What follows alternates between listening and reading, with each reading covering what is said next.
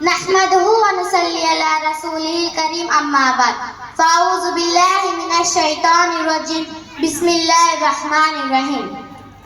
گناہ کے نقصانات جو دنیا میں پیش آتے ہیں، گناہ گار کو خدا تعالیٰ سے ایک وحشت اور خوف سی رہتی ہے، بالخصوص نیک لوگوں سے کہ ان کے پاس بیٹھ کر دل نہیں لگتا اور جس قدر وحشت پڑتی جاتی ہے، ان سے دور اور ان کی برکت سے محروم ہو جاتا ہے، رزق میں کمی ہو جاتی ہے، یعنی برکت جاتی رہتی ہے، اگرچہ بظاہر زیادہ نظر آئے لیکن اس کا نفع کم ہو جاتا ہے، مثلا بیماری، پریشانی، فضول خرچی، اسراف وغیرہ پر خرچ ہو گیا۔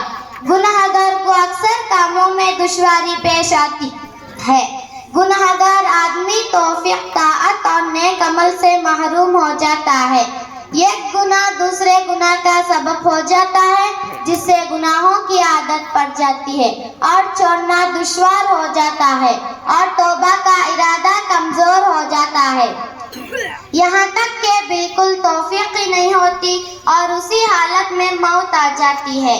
چند روز میں اس گناہ کی برائی دل سے نکل جاتی ہے، یعنی اس کو برا نہیں سمجھتا، نہ اس بات کی پرواہ ہوتی ہے کہ کوئی دیکھ لے گا، بلکہ خلم کھلا گناہ کرنے لگتا ہے۔ ایسا شخص معافی مغفرت سے دور ہو جاتا ہے، جو سخت خطرناک حالت ہے۔ گناہ کی نحوست نہ صرف گناہ گار کو پہنچتی ہے بلکہ اس کا نقصان دوسری مخلوقات کو بھی پہنچاتا ہے، حتیٰ کہ جانور تک اس پر لعنت کرتے ہیں۔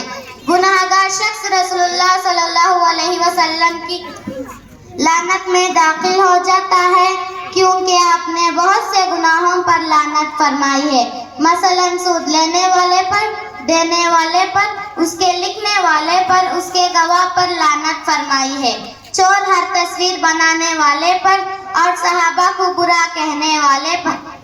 اگر گناہ میں کوئی اور نقصان نہ بھی ہوتا تو یہ کیا تھوڑا نقصان ہے کہ آپ صلی اللہ علیہ وسلم کی لعنت میں داخل ہو گیا۔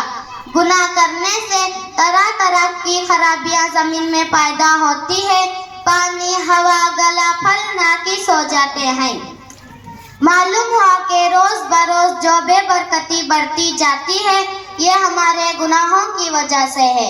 گناہ کرنے سے اللہ تعالیٰ کا غضب نازل ہوتا ہے، گناہ کرنے سے دل کی مضبوطی اور دین کی پختگی جاتی رہتی ہے، بے حیائی کے افعال و اعمال سے طاعون میں اور اسی نئی نئی بیماریوں میں مبتلا کہا جاتا ہے جو پہلے لوگوں میں نہیں تھی۔ سب سے بڑا نقصان یہ ہے کہ اللہ تعالیٰ ناراض ہوتے ہیں۔ اگر گناہ پر کوئی اور سزا بھی نہ ہوتی، صرف یہ سوچ کر گناہ سے بچنا ضروری تھا کہ کوئی شخص اپنے محسن کو ناراض کرنا پسند نہیں کرتا، تو اس محسن حقیقی اور اسے کریم مالک کو، جس کے ہم پر بے شمار احسانات میں ناراض کرنا شرافت اور بندگی کے خلاف ہے۔